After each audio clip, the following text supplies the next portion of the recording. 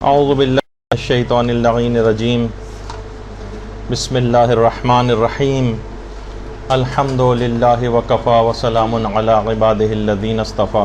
درود بھیجی محمد و آلہ۔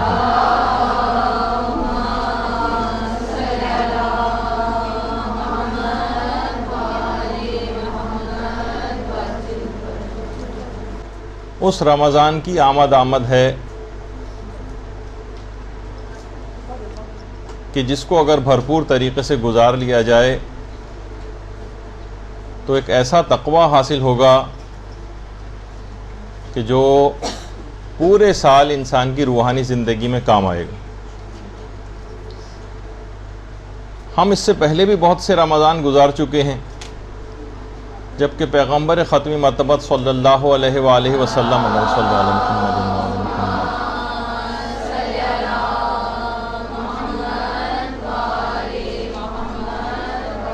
یہ بات فرما چکے ہیں کہ ماہ مبارک رمضان میں سب سے بہترین عمل گناہوں سے پرہیز، لیکن ایسے نہ جانے کتنے 20 30 اور 40 50 رمضان لوگ گزار چکے ہیں، لیکن وہ تقوی، وہ گناہوں سے پرہیز حاصل نہیں ہو سکا۔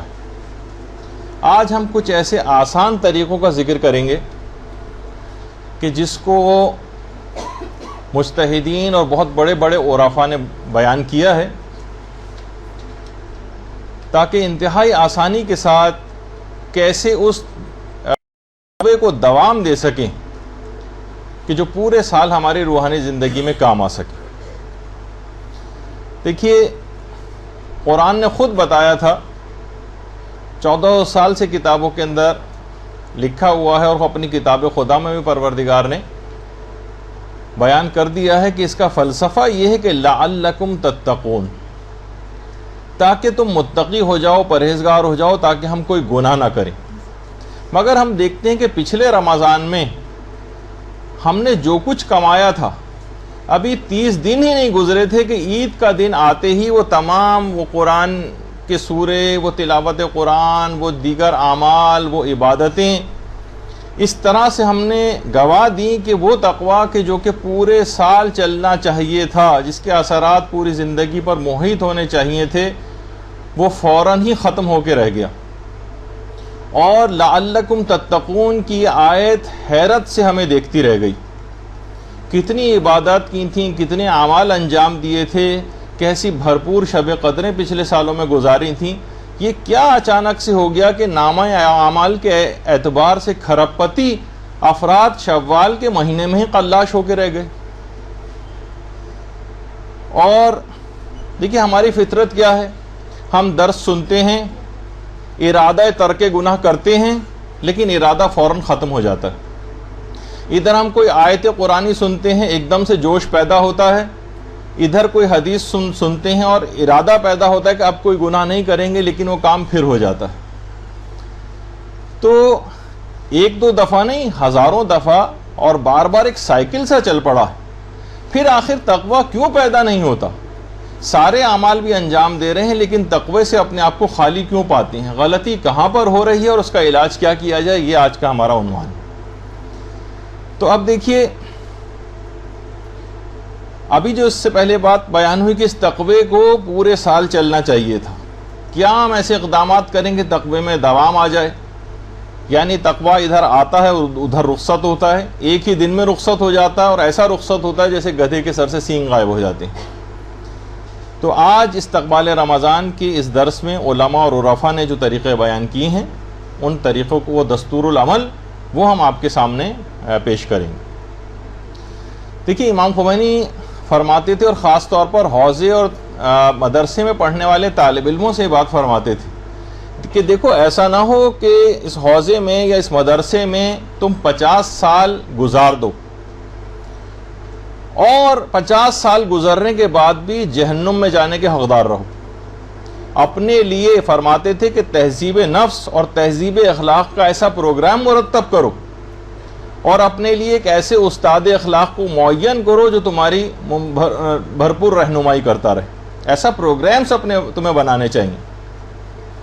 اور یہی وجہ ہے کہ چاہے امام خمینی ہوں، آغا خوئی ہوں، آیت اللہ بہجت ہوں، طباطبائی ہوں، دیگر سب کے سب افراد اپنے اساتذہ سے ایک دستور العمل کے لیے جاتے تھے، حالانکہ خود کتنے بڑے علمی مقام پر فائز ہوتے تھے کہ ہم تقوی میں بلندی کیسے حاصل کریں، ہم اپنے آپ کو گناہوں سے کیسے بچائیں، ہم روحانی اعتبار سے بلند مقامات کو کیسے حاصل کریں، مقامات عالیہ تک کیسے پہنچیں، یہ تمام چیزیں اپنے اساتذہ سے دستور العمل کے طور پر لیا کرتے تھے۔ اور وہی آپ کو کہیں کسی کے پاس جانے کی ضرورت نہیں، اور خاص طور پر خواتین کو تو کسی بھی مرد سے رجوع کرنے کی سلسلے میں ضرورت نہیں ہے، جو مراجع کرام کو جو ان عرفاء نے طریقے بتائے تھے وہی ہم آپ کی خدمت میں پیش کر دیتے ہیں، بس اس کے بعد ان پر عمل پیرا ہونا شروع ہو جائیے اور وہی انشاءاللہ فوائد حاصل ہوں گے جو ان تمام افراد نے حاصل کیے۔ دیکھیے، استقبال رمضان گناہوں کے ترک کے عزم سے شروع ہوتا ہے، ورنہ پورا مہینہ گزر جائے گا اور بھوک اور پیاس کے سوا کچھ حاصل نہیں ہوگا۔ آیت اللہ بہجت سے کسی نے سوال پوچھا خط لکھ کے کہ آپ ہمیں یہ بتائیے کہ ہم حضرت حجت کی محبت کو کیسے دل میں بڑھائیں۔ اللہم صلی علی محمد وعلی محمد۔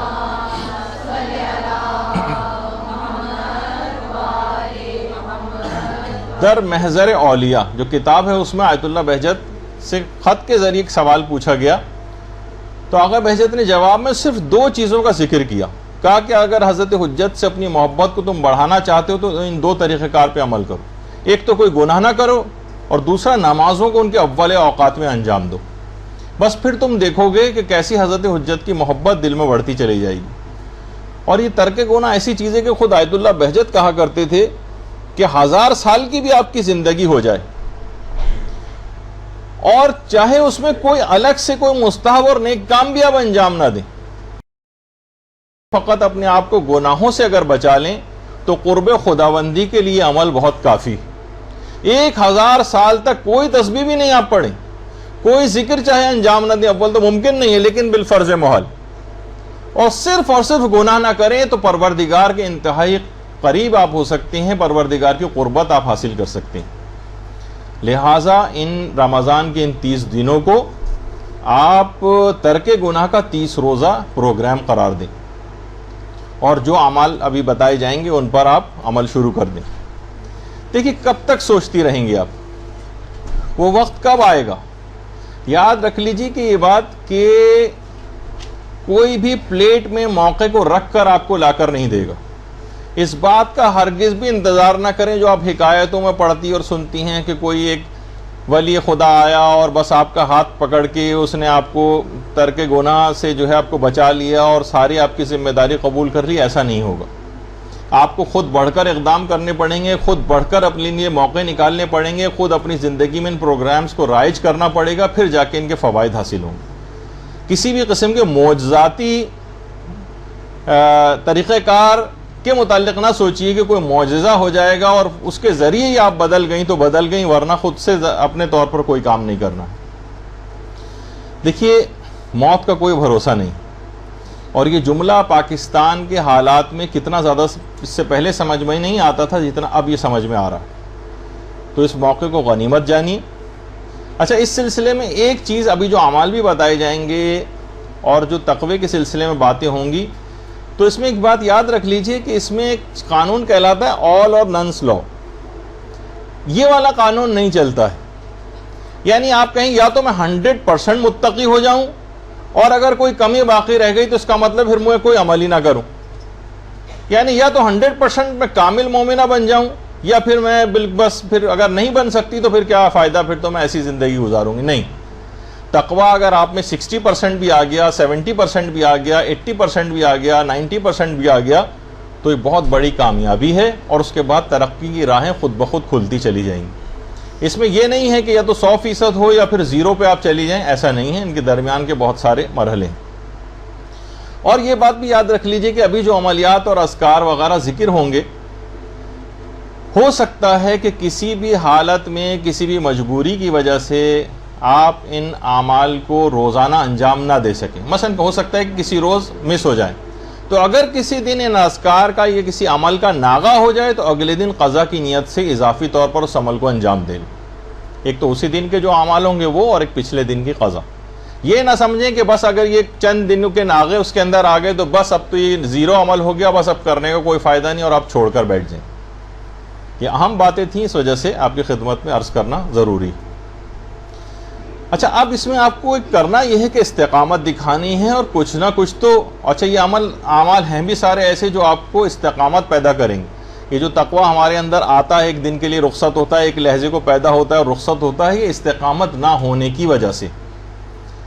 دیکھیے شروع میں انسان جب سگریٹ پیتا ہے تو کتنی کڑوی اس کو لگتی ہے، بری لگتی ہے، لیکن بعد میں ایسا عادی ہو جاتا ہے کہ یہی وجہ ہے کہ آیت اللہ جواد عاملی وہ فرماتے ہیں کہ دیکھو وہ گناہ جو انتہائی متعفن ہیں، جو بہت بدبودار ہیں، بہت قابل نفرت ہیں، لیکن بار بار کی انجام دہی سے وہی اچھے لگنے لگتے ہیں. ہوتا نہیں ہے ایسا؟ جیسے ابھی ہم نے ایک سگریٹ کی مثال دی کہ شروع میں کتنی بری لگتی ہے لیکن بعد میں آدمی ایسا عادی ہو جاتا ہے. تو یہ گناہ جو اتنے متعفن ہیں اپنی حقیقت میں، اتنے بدبودار ہیں، اتنے قابل نفرت ہیں، لیکن ان کو بار بار کی انجام دہی کی وجہ سے آدمی ان کا اتنا عادی ہو جاتا ہے کہ انہوں نے چھوڑ نہیں پاتا. تو پھر کیسے ممکن ہے کہ یہ نیکیاں یہ اگر آپ بار بار انجام دیں، جب یہ اذکار کو بار بار روزانہ پڑھنے کی تاکید ہوتی ہے تو کیسے ممکن ہے کہ ان کی خوشبو ان واجبات کی، ان مستحبات کی، ان اذکار کی، ان تسبیحات کی یہ آپ کو متاثر نہ کرے اور آپ ان کی عادی نہ بن سکیں؟ جب گناہوں کے عادی بن سکتے ہیں اتنی گندی چیزوں کے، تو آخر نیکیوں کے عادی کیوں نہیں ہو سکتے؟ ان اذکار کے عادی کیوں نہیں ہو سکتے؟ ان تسبیحات کے عادی کیوں نہیں ہو سکتے؟ تو یہ پھر ایسی لذت بخش ہو جاتی ہیں، جیسے کہ ابھی ہم نے کہا کہ گناہوں کا عادی ہو جائے یا مثلا یہ سگریٹ پینے کا عادی ہو جائے تو اتنا عادی ہو جاتا ہے اور اسی میں اس کو لذت آنے لگتی ہے. تو یہ کیسے ممکن ہے کہ نیکیوں کو کرنے کی ایسی لذت نہ اس کے اندر پیدا ہو جائے کہ کبھی چھوٹے نہ پائیں؟ تو اس رمضان میں آپ کو رمضان اپنے دین اور اپنی اخروی زندگی کی پلاننگ کا ایک مہینہ ہے. اس میں باقاعدہ ایک کاپی ورک کیجیے، اس میں غور و فکر کریں، اپنے لیے کچھ لائے عمل طے کریں کہ اگر اس کے نتیجے میں رکاوٹیں اگر آئیں گی تو میرا طریقہ کار کیا ہوگا. میں ان تمام مصروفیات میں اپنے آپ کی جو دن بھر میں ہوتی ہیں اس میں کیسے ان چیزوں کو رائج کروں. کسی بھی دنیاوی کام کے لیے ہم اتنی پلاننگ کرتے ہیں تو آخرت کے کاموں کے لیے پلاننگ کیوں نہیں ہو سکتی؟ اس کے لیے کوئی کاپی ورک کیوں نہیں ہوتا؟ ہاں البتہ اس میں ضرور اس بات کا خیال رکھا جائے، اور علماء اور عرفاء بھی منع کرتے ہیں، وہ یہ کہ جلد بازی کرنا یہ اس میں نقصان دہ. فوراً انسان یہ کرتا ہے کہ آج سے اس نے کرنے شروع کیا تو اب بس جبریل امین اس پہ وحی لے کے نازل ہو جانے چاہیے. اب اس نے عمل کرنا شروع کیا تو بس اب اس کو طے العرض کرنا، یعنی دو دماغوں میں لوگوں کے سلسلے شروع ہو جاتے ہیں. بس اب کرامات کا صدور ان سے بس ممکن ہونے لگے، اب بس ان کی دعائیں بھی قبول ہونے لگیں. نہیں، ایسا نہیں. اس میں کسی بھی قسم کی جلد بازی کرنا، بلکہ جتنا تیز رفتاری کے ساتھ دوڑتے ہیں اس میں اتنا زیادہ مشکلات ہوتی ہیں. اور علماء یہ بھی فرماتے ہیں کہ جلد بازی سے استحکام عمل جو ہے وہ ضعیف پڑ جاتا ہے. یہ کانکریٹ بنیادوں پر نہیں ہو سکتا. اگر مثلا چھت پڑ رہی ہے یا گھر کی دیواریں ہیں اور اس کے اندر سیمنٹ وغیرہ لگایا گیا ہے اور اس کے بعد اس کی ترائی وغیرہ ہوتی ہے، تو جب تک پختگی نہیں آئے گی اور اوپر کی بلڈنگیں، اوپر کی عمارتیں اور فلور ہم بناتے چلے جائیں تو آپ خود سوچئے کہ کتنی کمزور وہ عمارت رہے گی. تو اس کے اندر اس بات کا خیال رکھنا ہے کہ پہلے مضبوط ہوتی جائیے، پھر خود بخود اگلے مرحلے طے ہوں گے. دیکھیے ہمارے گناہوں کی جو یہ سب سے بڑی نحوست ہے نا، یہ ہمارے مسلسل یقین میں کمی کرتی. یقین کم ہوتا ہے تو شکوک و شبہات بڑھتے چلے جاتے ہیں. جتنا استمرار گناہ ہوگا، جتنا تسلسل کے ساتھ گناہ کریں گے، روحانیت اس کے مقابلے میں اتنی ہی کمزور ہوتی چلی جائے گی. جیسے ایسے یہ کہ جیسے کسی درخت کی جڑ پہ یا اس کے تنے پر آپ مسلسل کلہاڑی سے وار کرتی رہیں یہاں تک کہ بالآخر وہ درخت کٹ کے گر ہی جائے گا. تو یہی ہمارا مسلسل ہماری روح کے اوپر وہ تلوار ہم چلاتے رہتے ہیں گناہوں کی، اپنی روحانیت کو روزانہ کی بنیاد پہ اس طرح سے قتل عام کرتے ہیں.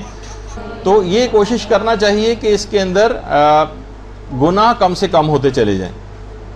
کیونکہ دیکھیے بہرحال توبہ کرنا اتنا آسان نہیں ہے جتنا خود ترک گناہ آسان. یعنی گناہ نہ کرنا، حدیث کے اندر بھی یہ چیز آئی ہے کہ توبہ کرنے سے زیادہ آسان. دیکھیے آپ خود دیکھتی ہیں کہ عبادت کرنی جو ہے ادا عبادت کرنی آسان ہے، ان کی قضا انجام دینی مشکل ہے۔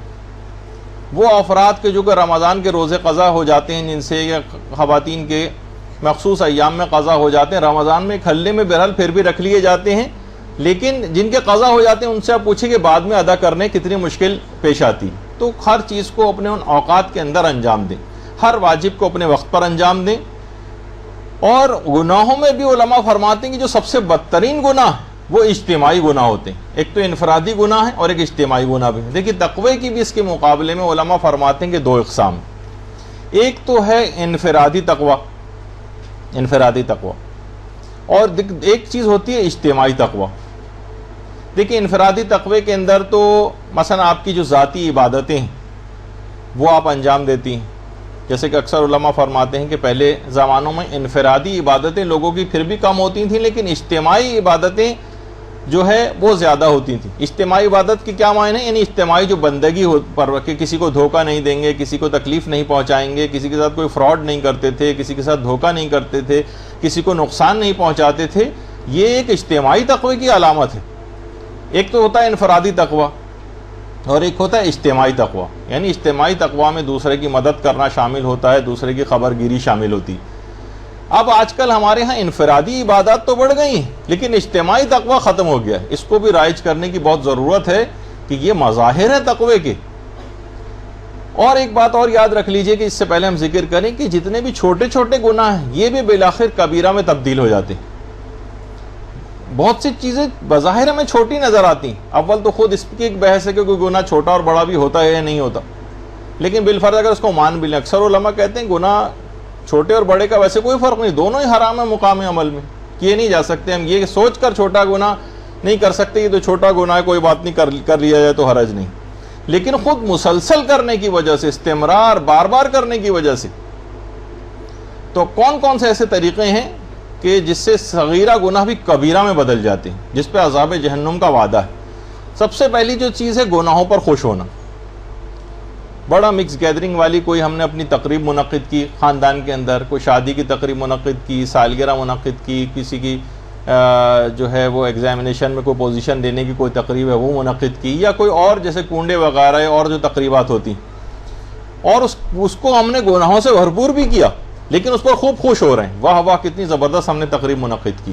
یہ خود ایک تو مجموعہ ہو جاتا ہے گناہوں کا اور یہ کبیرہ میں بدل جاتا ہے۔ اس میں چھوٹے گناہ بھی گناہ پر خوش ہونے سے بڑے گناہ میں تبدیل ہو جاتے ہیں۔ دوسرا ہے استصغار الذنب، کہ کسی بھی گناہ کو چھوٹا سمجھنا، ارے یہ تو چھوٹا گناہ ہے، یہ تو ہو ہی جاتا ہے۔ شادیوں کے اندر میک اپ کر کے نامحرموں کے سامنے جانا کوئی بات نہیں، چلتا ہے، ہو ہی جاتا ہے۔ کبھی کبھار نامحرم کے سامنے بغیر موزے کے آ جائیں، کوئی بات نہیں، ہو ہی جاتا ہے۔ یہ جو اس قسم کی باتیں اس کو کبیرہ بناتی، گناہوں کو چھوٹا سمجھنا خود اس کو کبیرہ میں تبدیل کر دیتا ہے۔ اس کے بعد تیسری چیز اس میں ہوتی جو کبیرہ بناتی ہے استمرار الذنب، یعنی گناہوں کو بار بار انجام دینا۔ ٹھیک ہے اگر ہو سکتا ہے کہ ایک دفعہ داڑھی مونڈنا گناہ صغیرہ ہو، لیکن روزانہ مونڈ رہے ہیں اب کبیرہ میں بدل گیا۔ ہو سکتا ہے ایک دفعہ کی بے پردگی گناہ صغیرہ ہو، لیکن بار بار اور تسلسل کے ساتھ اس غلطی کو انجام دیتے جانا پردے کی مخالفت میں اس کو کبیرہ بنا دے گا۔ اور اسی طریقے سے کسی بھی گناہ کو ظاہر کرنا، علل اعلان کرنا، مثلا اسراف میں انسان اپنے گناہوں کو ظاہر کرتا ہے، بے پردگی میں گناہوں کو ظاہر کیا جاتا ہے، یعنی گناہوں کی تشہیر اس کو کبیرہ بناتی۔ تو یہ چار چیزیں ایسی ہیں کہ جو خود چھوٹے چھوٹے گناہوں کو بھی بڑے بڑے گناہوں میں بدلتی ہیں، جن کا علل خصوص خیال رکھنا ہے۔ اچھا اب آ جائیے کہ ہم ان گناہوں سے پیچھا کیسے چھڑائیں۔ ان کی مذمت ہم بہت سن چکے ہیں، بہت ساری کتابیں بھی اس موضوع پر ہیں، بہت دروس بھی آپ سن چکی ہیں، لیکن یہ جو ہمارا مسئلہ ہے بہت بڑا کہ ہم سے وہ پھر ہو جاتا ہے اور توبہ پھر ہماری ٹوٹ جاتی ہے اور ہم پھر صفر پہ واپس چلے جاتے ہیں۔ اس سے کیسے بچیں، یہ اب ہمارا عنوان شروع ہو رہا۔ تو دیکھیے گناہ چھوڑنے کی جو ابتدا ہے اور جو نیت ہے یہ کس عزم اور ارادے کے ساتھ ہونی چاہیے، اس کی نیت کیا کریں۔ سب سے بہترین علماء نے کہا کہ ترک گناہ کی اگر آپ یہ نیت یہ کر لیں کہ میں یہ جو گناہ چھوڑ رہی ہوں اس میں نیت یہ ہے کہ تعجیل فرج کی نیت سے میں گناہ چھوڑ رہی ہوں۔ اللہم صلی علی محمد و آل محمد۔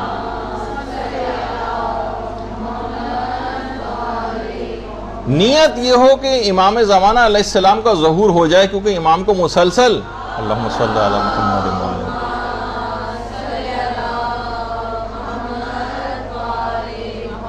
یعنی نصرت امام کی نیت اس کے اندر پوشیدہ، اور میں باعمل ہو کے، میں پاکیزہ ہو کر امام کی خدمت میں پہنچوں. تو ظاہر ہے کہ پھر امام زمانہ علیہ السلام بھی انشاءاللہ ان کی مدد بھی شامل حال ہوگی، اور ہم آسانی کے ساتھ اس نیت کی وجہ سے اپنے گناہوں سے پیچھا چھڑا سکتے ہیں. یعنی امام زمانہ کی نصرت کی مدد کی نیت سے کہ میں ان کے انصار میں شامل ہوں، کیونکہ میں اس قابل ہو سکوں کہ اپنے اندر وہ صفات پیدا کر سکوں، میں اس وجہ سے گناہ چھوڑنے کا عزم کر رہی ہوں. پھر دیکھیے کہ امام زمانہ کی مدد کیسے آتی، یہاں سے اس بات کی ابتدا کیجیے. اور آیت اللہ بہجت بھی ہمیشہ یہ بات کہتے تھے کہ گناہ ہمیشہ سے حضرت حجت کے دیدار میں مانے، کہ ہم جو ان کو دیکھ نہیں پاتے ہیں، ان کا رخ مبارک کی طرف نگاہ نہیں کر پاتے ہیں، ہمیں ان کی زیارت نصیب نہیں ہوتی. وہ کہتے تھے کہ ہمیشہ یہ اس بات کا سبب گناہ، اور یہ جو نقاب اور پردہ ہے اور یہ حجاب ہے، یہ وہ گناہ ہے جو حضرت حجت کے دیدار میں ایک بہت بڑی رکاوٹ ہے. اور کہتے تھے کہ تنہا راہ ارتباط با ولی اثر، یعنی کہ کس طرح سے ہم حضرت حجت سے اپنا ارتباط قائم کر سکتے ہیں، وہ کہتے تھے فقط یہ اصلاح نفس سے ممکن ہے. اور یہی وجہ ہے کہ آیت اللہ حسن صافی، دیکھیں ہمارے علماء ان کے فرمودات اور چیزیں بھی غور سے سننی چاہیے. فرماتے تھے کہ اگر واقعی کوئی شخص گناہوں کے ترک پر آمادہ ہو جائے، واقعی، اور عامل بھی ہو جائے اس کے اوپر، تو محال ہے کہ امام زمانہ سے اس کا ارتباط نہ ہو. محال ہے. اللہم صلی علی محمد.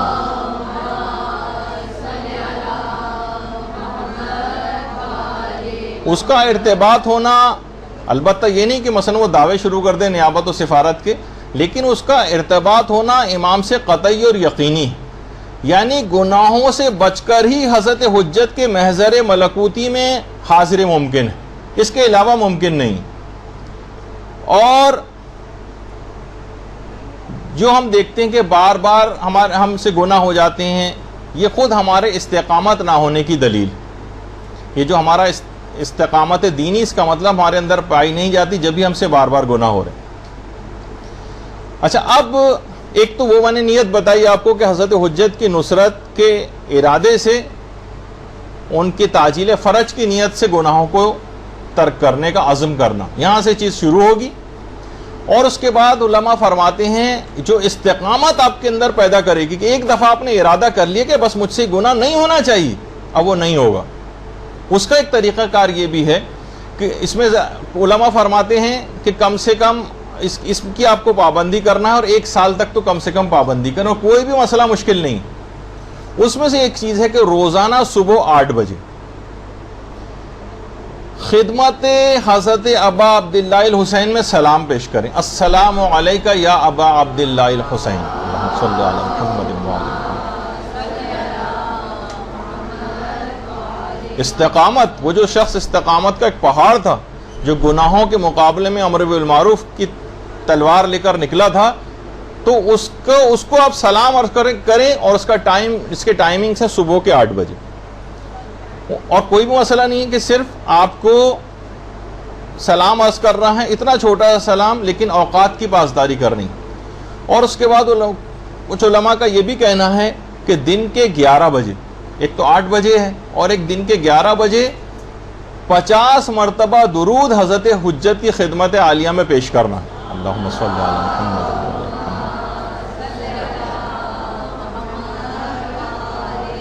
علماء فرماتے ہیں کہ جیسے یہ 2 کام آپ کرنا شروع کریں گے، آپ یعنی جو روحانیت کے علماء ہیں وہ یہ فرماتے ہیں کہ جب یہ کام کرنا شروع کریں گے تو آپ کے اندر ارادے کی پختگی خود بخود آتی چلی جائے گی، آپ کا ارادہ مضبوط ہوتا جائے گا. لیکن اس کو روکے نہیں، ایسا نہ ہو کہ تھوڑا سا آپ غافل ہو جائیں. اس عمل کو کم سے کم 1 سال تک تو ضرور انجام دیں، لیکن یہ اتنا آسان عمل ہے کے ساتھ ہو سکتا ہے.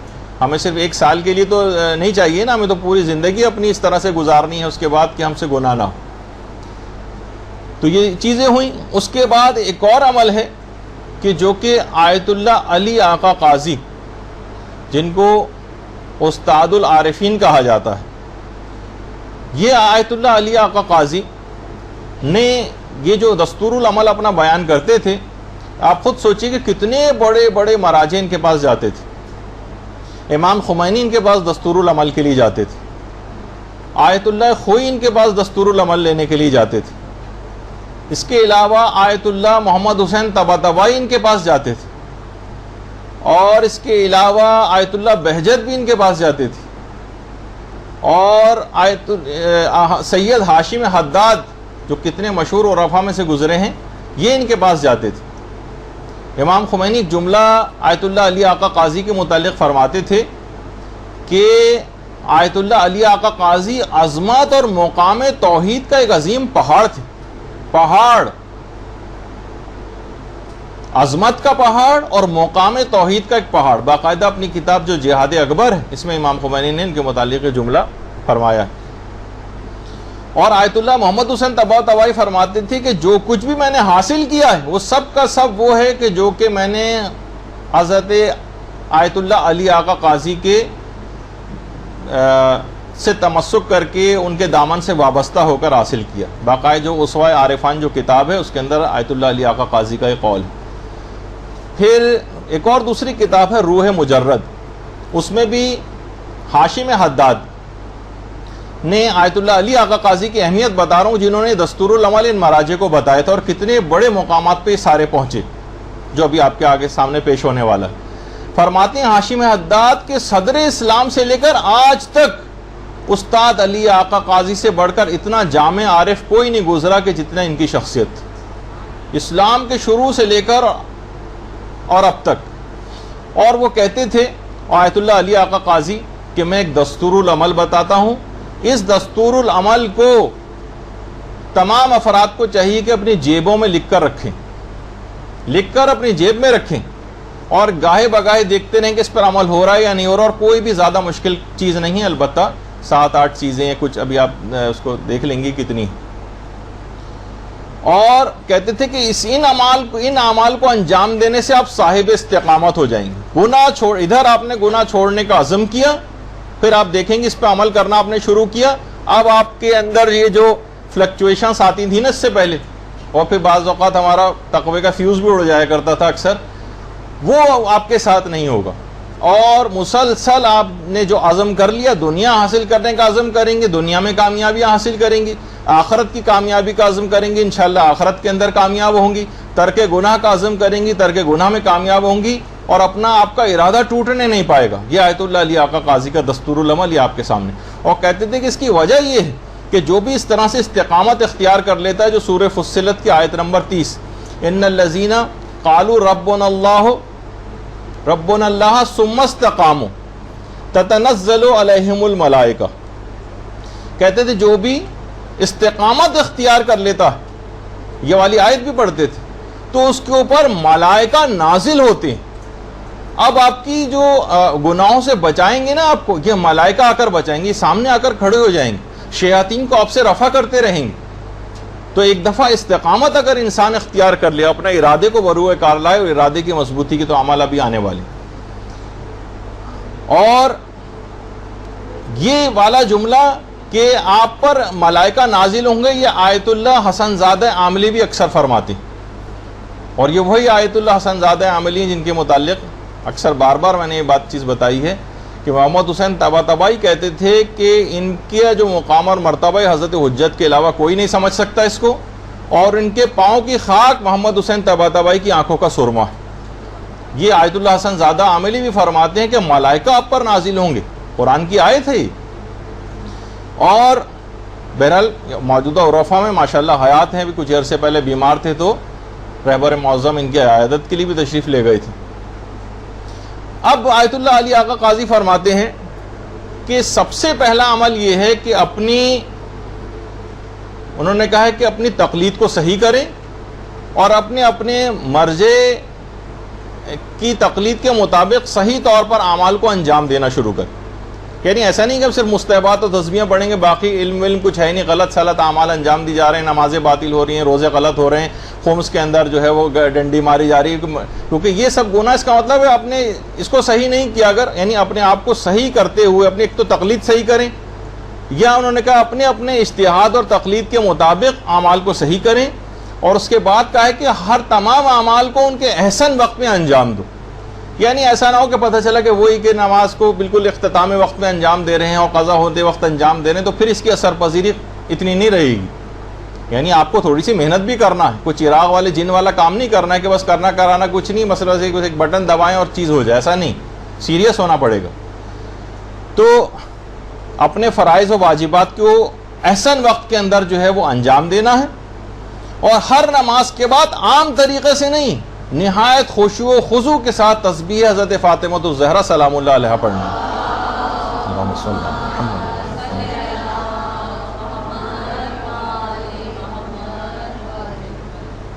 تسبیح حضرت زہرا نہایت خشوع و خضوع کے ساتھ پڑھیں، اس کو سرسری روا روی میں اور تیز رفتاری کے ساتھ رہا.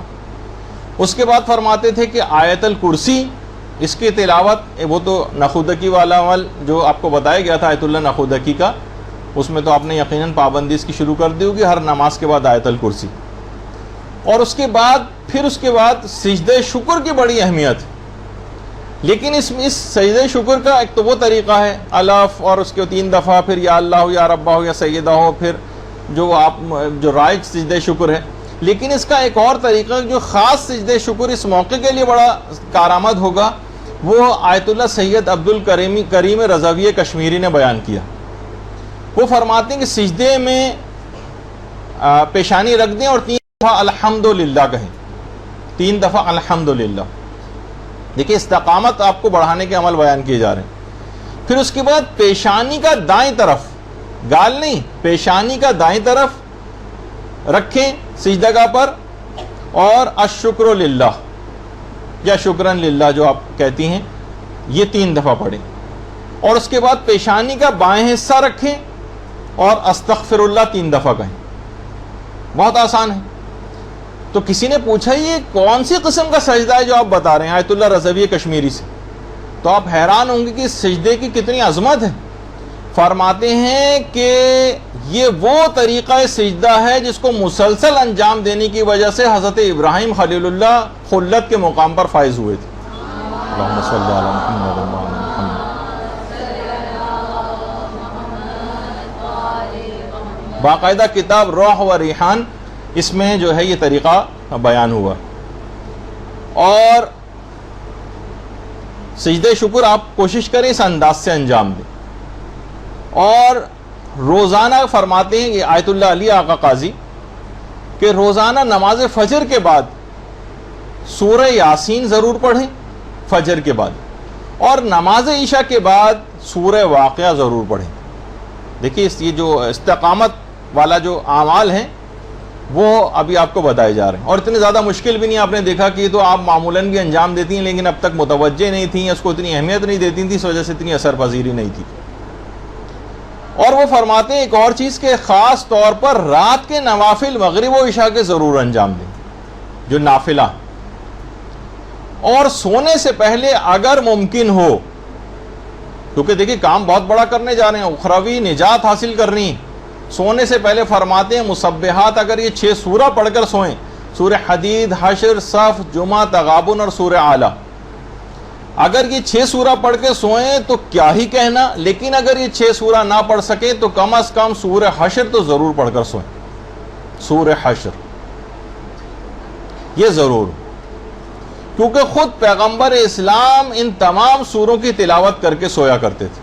درود بھیجیے محمد علیہ وسلم.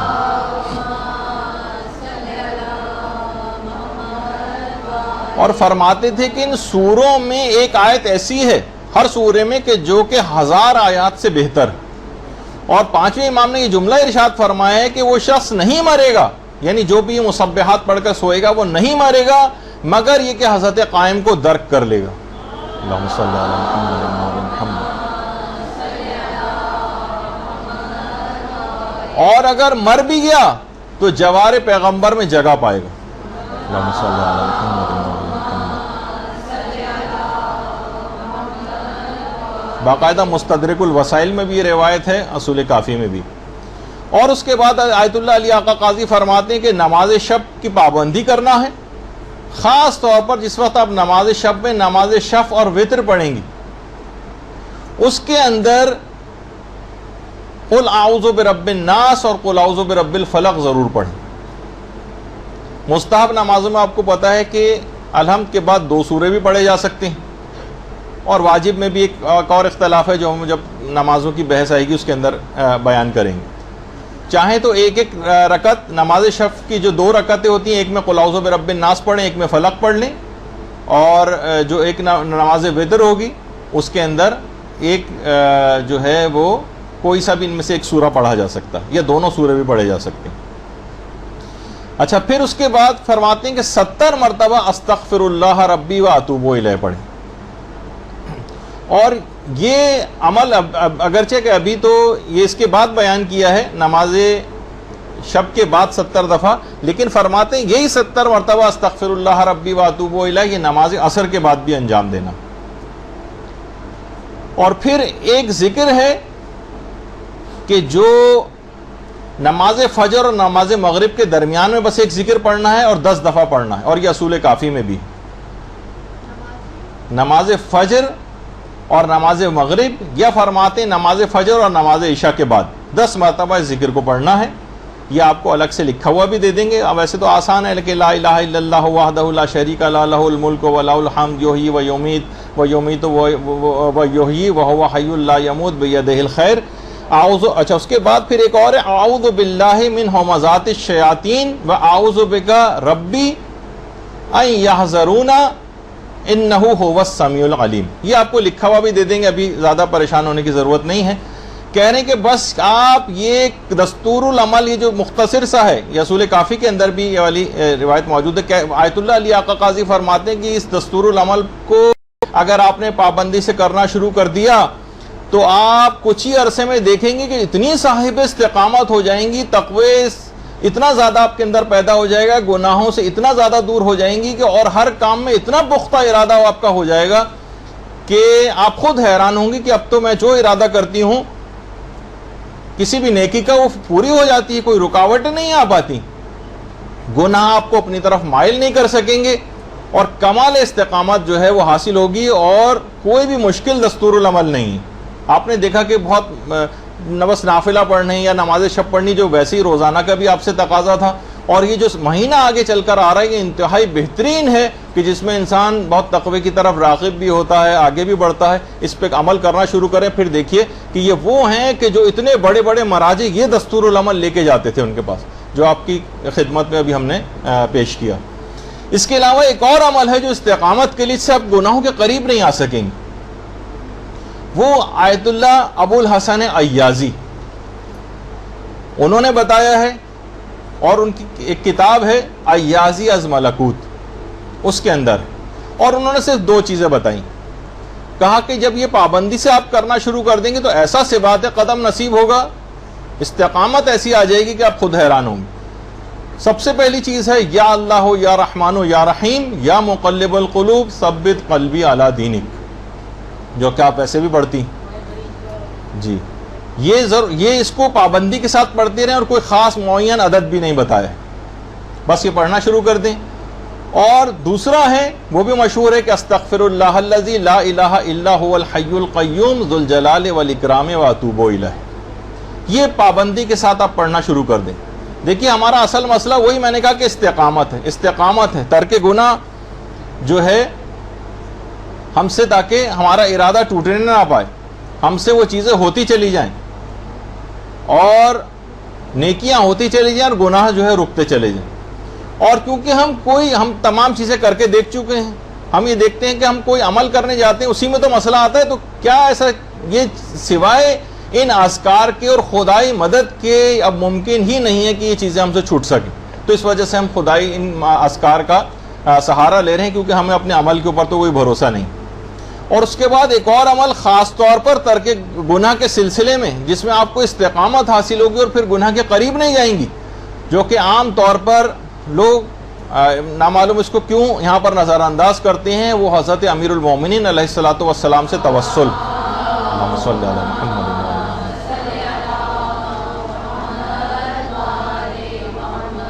مشکل کشا, اور اس سلسلے میں گناہوں کے سلسلے میں اس سے کوئی مدد نہیں لیتا. کیا ان کا کام فقط صرف یہی ہے کہ کوئی صرف بچہ نیچے گرنے والا ہو اور اس وقت یا علی مدد کہہ دیا جائے؟ اتنے سے کاموں کے لیے اور اتنے بڑے بڑے جو ہمارے کام ہیں جس پہ ہماری اخروی زندگی کا دار و مدار ہے، اور ہم اس سلسلے میں ان سے کوئی مدد نہیں مانگتے۔ امیر المومنین سے مدد، اور یہ جو یا علی مدد کا جو نعرہ ہے یہ ان گناہوں کے مقابلے میں بھی لگانا چاہیے۔ تو اچھا، اب ہم دیکھیں وجہ اس کی کیا ہے، کیونکہ ہم جہنم کے اندر گر رہے ہیں۔ ابھی تھا نا کہ گرتے وقت کہتے ہیں تو گر تو رہے ہیں جہنم کے اندر، وہاں پر بھی ہمیں، اور کتنی بہت ساری ایسی حکایات اور روایات ہیں کہ وہ شخص پل صراط سے نیچے گرا تھا جہنم میں، اور یا علی مدد کا اور ایک ہاتھ آیا اور اس کو وہاں سے نکال لیا۔ کتنی ایسی موت کے درس میں ہم نے بیان کی۔ اللہم صلی علی محمد و علی محمد۔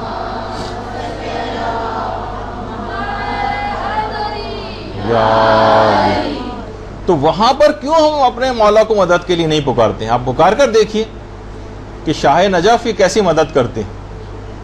آیت اللہ عبد الکریم کشمیری، یہاں پہ ایک بات اور عرض کر دی جائے کہ خود نجف اشرف سے انتہا سے زیادہ عشق کرتے تھے، اور انتہا سے زیادہ اس شہر سے، تو شہر ہی کچھ دوسرا، اور کہتے تھے اتنی معنویت ہے اس شہر کے اندر، اتنا عرفان بکھرا ہوا ہے مولا کی وجہ سے اس شہر میں۔ وہ فرماتے تھے کہ امیر المومنین کے یہاں پر جسم مبارک کے باعث اس کی ایک چھوٹی سی چھوٹی مسجد میں اتنی روحانیت اور اتنی معنویت ہے کہ اپنی تمام تر عظمت کے باوجود مشہد کی جو مسجد گوہر شاد ہے اتنی روحانیت اس میں بھی نہیں ہے بڑی، یعنی کیونکہ امیر المومنین کی ذات گرامی وہاں پر دفن، تو اتنی معنویت چھوٹی سے چھوٹی مسجد کے اندر بھی پیدا ہو گئی ہے، جو بہت سی دیگر علاقوں میں جو عظیم مسجدیں ان کے اندر بھی اتنی روحانیت اور معنویت نہیں۔ اور فرماتے تھے، اور یہ بھی تھا، کہتے تھے کہ خود امیر المومنین کی اتنی عظمت اور جلالت ہے، فرماتے ہیں کہ خود اگر حرم امیر المومنین میں ان کی قبر کے پاس کوئی مجتہد عالم بھی اگر آ جائے تو اس کی امیر المومنین کی ہیبت اور جلالت کے باعث وہ بھی ایک عام طالب علم سے زیادہ نظر نہیں آتا، مجتہد عالم بھی اگر وہاں پر موجود۔ تو کہتے تھے کہ نجف کے اندر ایک تو خاصیت یہی ہے کہ امیر المومنین علیہ الصلوۃ والسلام وہاں پر مدفون ہیں۔ اللہم صلی علی محمد و علی محمد۔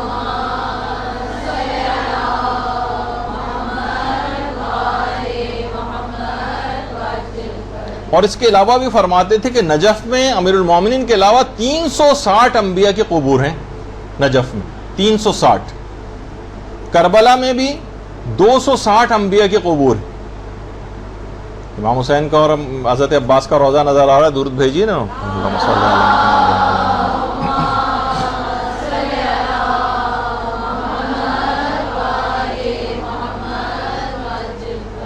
تو اور خود دو انبیاء تو خود ذریعہ امیر المومنین کے اندر ہی، حضرت آدم اور حضرت نوح امیر المومنین کی قبر کے پاس ہی دفن۔ تو خود آیت اللہ کشمیری یہ بات بیان فرماتے تھے کہ مجھے تو کوئی بھی مسئلہ پیش آتا تھا، بس جا کر نادی علی پڑھتا ہوں اور سارے مسئلے میرے حل ہو جاتے ہیں۔ تو آپ بھی امیر المومنین کو پکاریے، دیکھیے۔ اللہم صلی علی محمد و علی محمد۔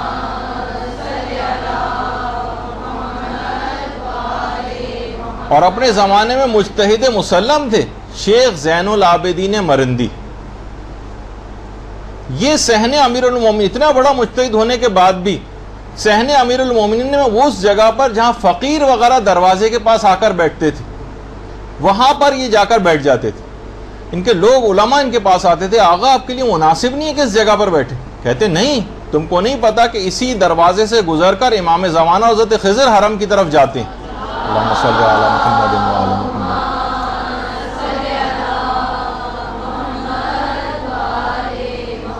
میں اس لیے یہاں پر آ کر بیٹھا ہوں کہ شاید گزرتے ہوئے اس فقیر کی طرف بھی کوئی نظر کرم فرما لیں۔ تو بہرحال توسل کیجئے امیر المومنین سے کہ مولا میں گناہوں میں ایسی غرق ہو رہی ہوں جس کا نتیجہ آخرت میں جہنم کے اندر جلنا ہے، آپ کی مدد اور آپ کی عنایت شامل حال ہو جائے تو میں اپنے آپ کو ان سے بچا سکتی ہوں۔ توسل کیجئے امیر المومنین سے، اور اس کے بعد یعنی واقعی وہ موقع ہے کہ یا علی مدد کہیے، پھر دیکھیے کہ کیسی مدد آپ کے پاس آتی ہے، اور شیطان کے چیلے کیسے راہ فرار اختیار کرتے ہیں، کیونکہ جب کرار اور غیر فرار کی مدد آئے گی تو شیطانی چیلوں کو بہرحال فرار اختیار کرنا پڑے گا۔ درود بھیجیے محمد علیہ وسلم۔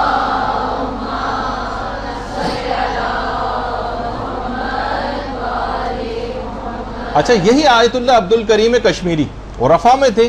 ایک چیز بس بیچ میں آ گئی تو اور بتا دوں، اکثر کیونکہ اس قسم کے سوالات آنے لگے ہیں ہمارے پاس۔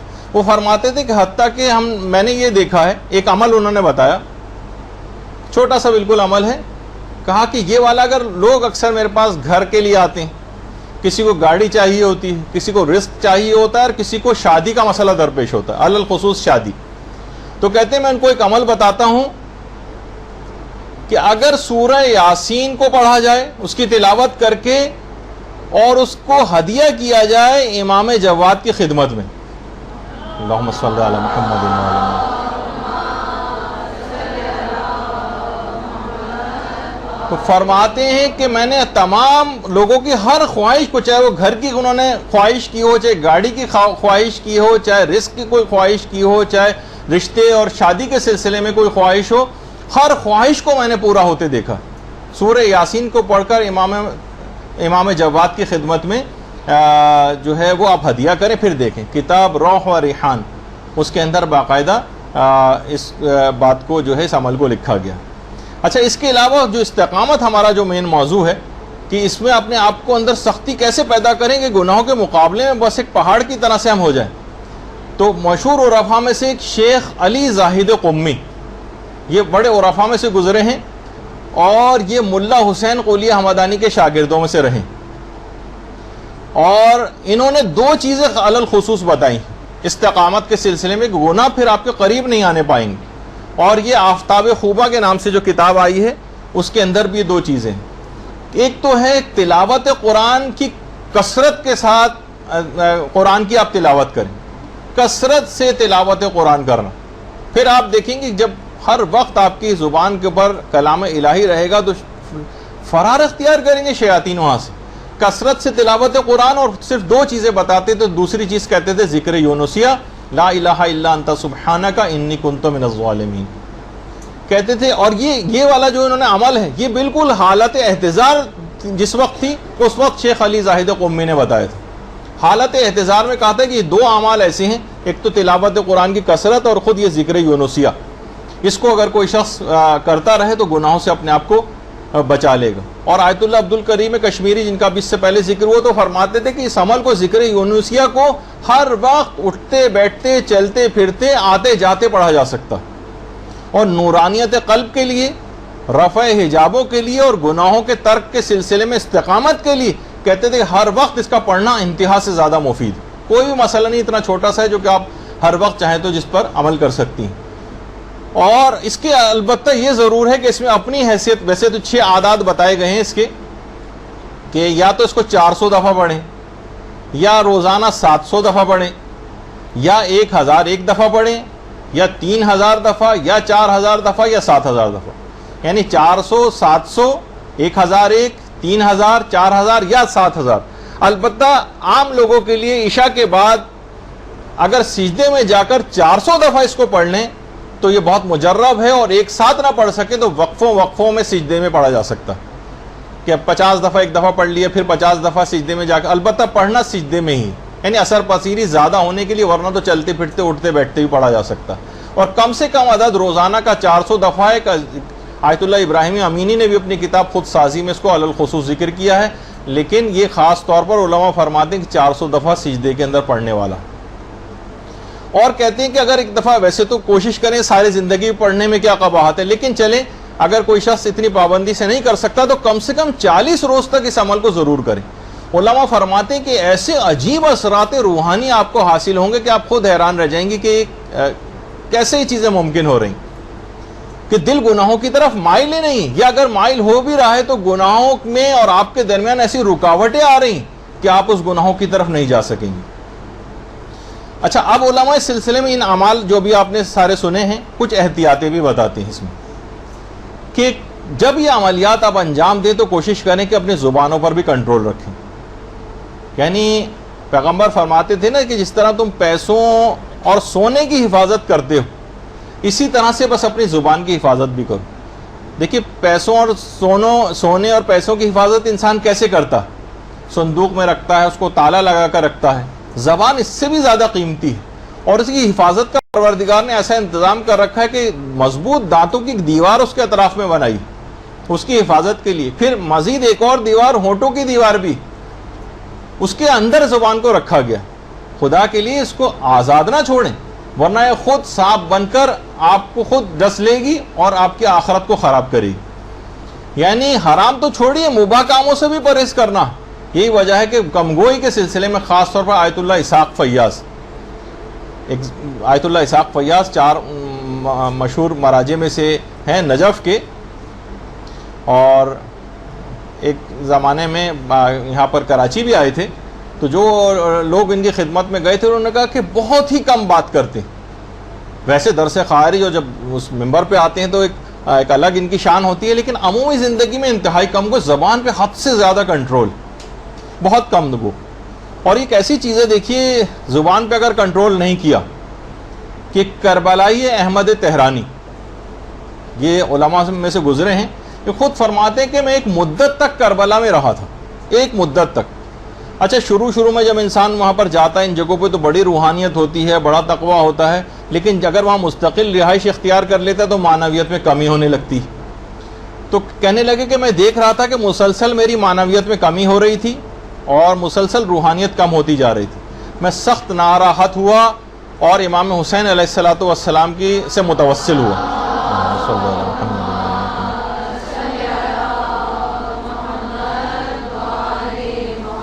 میں نے کہا مولا میری پہلے جیسی کیفیت نہیں رہی، حتیٰ کہ آپ کے لیے گریے میں میری پہلی جیسی کیفیت نہیں، اب میں ایسا گریہ بھی نہیں کر پاتا جو پہلے کرتا تھا۔ تو کہہ رہے ہیں امام اقدس کی طرف سے مجھے یہ جواب ملا کہ یہ صرف اس بات کی دلیل ہے کہ تم لوگوں نے زبان کا کنٹرول ختم کر دیا، اور جو منہ میں آئے کہہ دیتے ہو، اس سے روحانیت اور معنویت بہت کمزور ہو جاتی۔ تو کہنے لگے پھر میں اس کی طرف خاص طور پر متوجہ ہوا اور اس کے بعد اپنی زبان پر کنٹرول کیا، اور یہاں تک کہ وہ معنویت اور روحانیت، کھوئی ہوئی معنویت اور روحانیت کو دوبارہ حاصل کی۔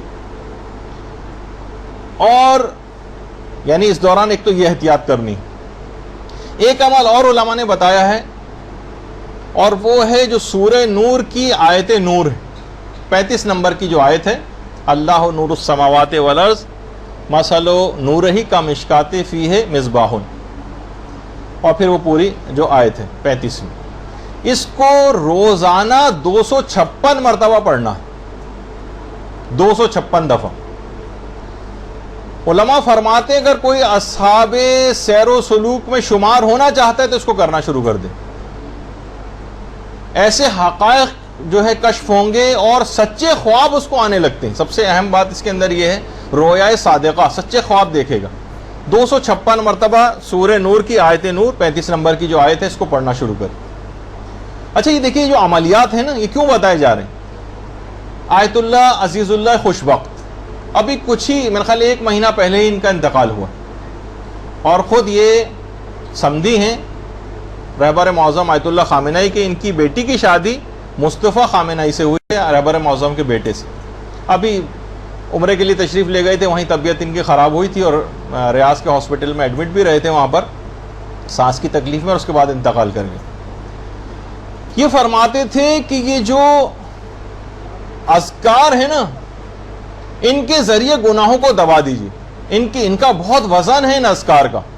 یہ جو ابھی آپ نے سنا کہ جیسے آیت نور 256 دفعہ، یہ گناہوں کو کچل کے رکھ دے گی۔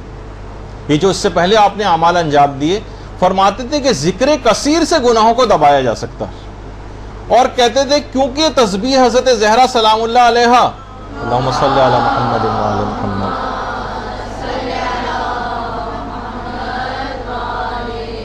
یہ ذکر کثیر شمار ہوتا ہے، اس کو ذکر کثیر کہا گیا ہے، اس وجہ سے اس کی خاص طور پر پاسداری کریں۔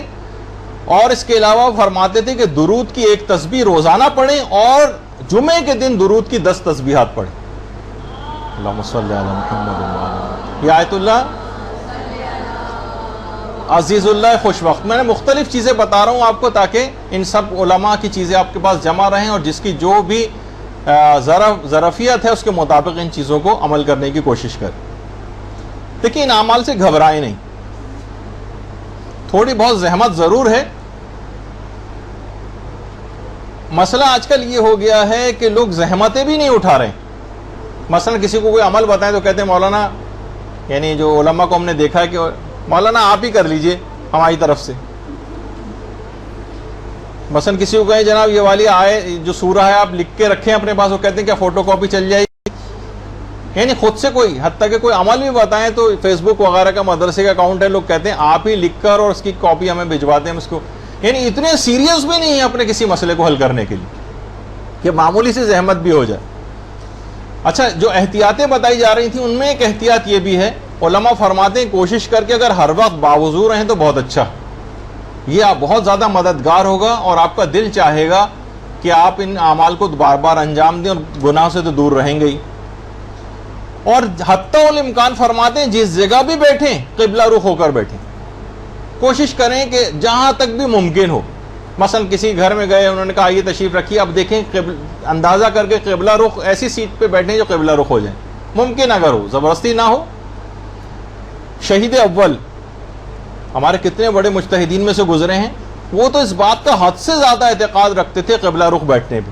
کہتے تھے یہ عمل اتنے عجیب اثرات کا حامل ہے کہ خود اس بات پر اتنے عامل تھے کہ اگر کسی محفل میں یا کسی درس میں قبلہ رخ نہ بیٹھ سکتے تھے تو وہ سمجھتے تھے کہ میں نے بہت بڑی فضیلت کو کھو دیا. دیکھیے جس طرح وہ ہوتا ہے نا، میں نے پہلے بھی ایک دفعہ مثال دی تھی کہ ریڈیو کی جب سوئی آپ کرتے ہیں تو ایک خاص مقام پر جا کے ایک دم سے سگنل کو پکڑتی، قبلہ رخ ہونے سے آپ کے سگنل سارے درست ہو جاتے ہیں. تو وہ یہ فرماتے تھے کہ ہمیشہ کوشش کر کے قبلہ رخ بیٹھیں. اور یہ اتنا زیادہ ادب اور احترام کے قائل تھے، خاص طور پر مجالس اور درس کے سلسلے میں شہید اول، کہ یہ جب بھی کسی درس میں اور مجلس میں بیٹھتے تھے تو علماء نے لکھا ہے کہ اتنا ادب اور احترام ہوتا تھا کہ جیسے پیغمبر اسلام کے سامنے آ کر بیٹھے ہوں. اتنا احترام. اللہم صلی علی محمد وعلی محمد.